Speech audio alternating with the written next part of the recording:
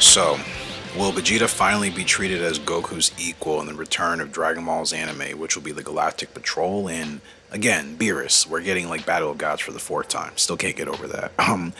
But let's be honest here. Vegeta has never lacked power, so that's not the conversation. But what he has lacked, if I'm going to be honest right from the jump, I would say it's presentation. Hear me out.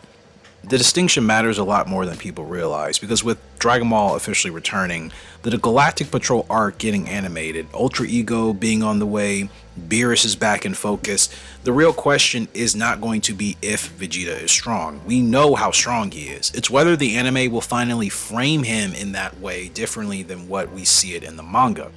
Because again, if you've read the manga and you're caught up to this point, you already know all of this. Ultra Ego is not just another transformation. It's a literal philosophical shift for his character. So unlike Ultra Instinct, which is about detachment and flow, Ultra Ego is about acceptance of damage, pride, and combat growth through adversity.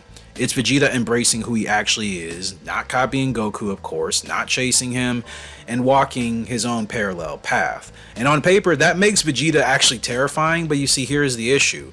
Historically, the Dragon Ball anime has softened Vegeta's dominance compared to the manga. His wins are shorter, his moments are often transitional, his breakthroughs, when they exist, well, they're rarely allowed to breathe, right? And that's why I think this Ultra Ego thing is going to matter so much more, because if it's animated correctly, which I'm sure it will be, Ultra Ego forces the anime to linger on Vegeta's strength. It's not flashy speed, it's not instant mastery, it's controlled destruction and punishment.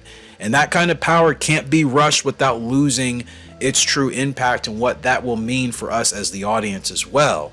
So this Galactic Patrol arc, again, the first real opportunity I think the anime has had in a long time to reframe Vegeta as more than just Goku's shadow, it starts here. And especially when you factor in his training path, the mindset, and the fact that his power now scales through damage, not just perfection alone.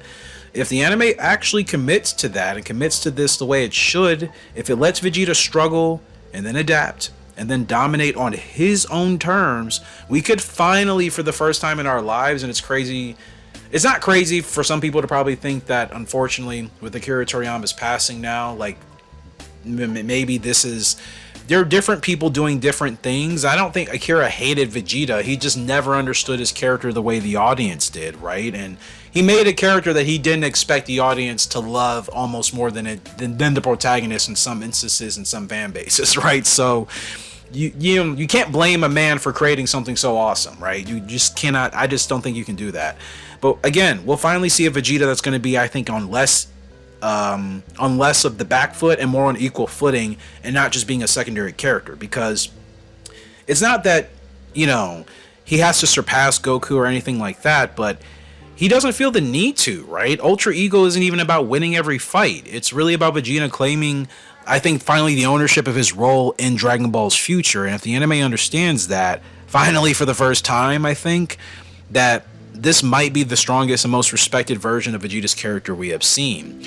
And again, it's just sometimes when you allow certain people or different ideas to actually come to the board, sometimes you can get things that you maybe were going to take longer to get if you stuck to the traditional route, or maybe you would have never got, depending on what the circumstances initially were. I think that's the point I was trying to make. So I'm super excited for Ultra Ego's return, to see it on the anime.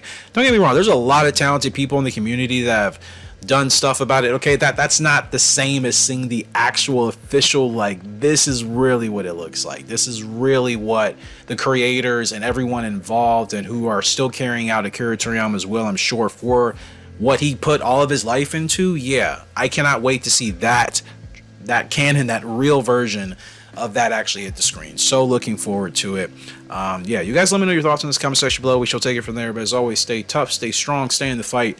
I am there with you all the way. I'll see you in the next one. Goodbye.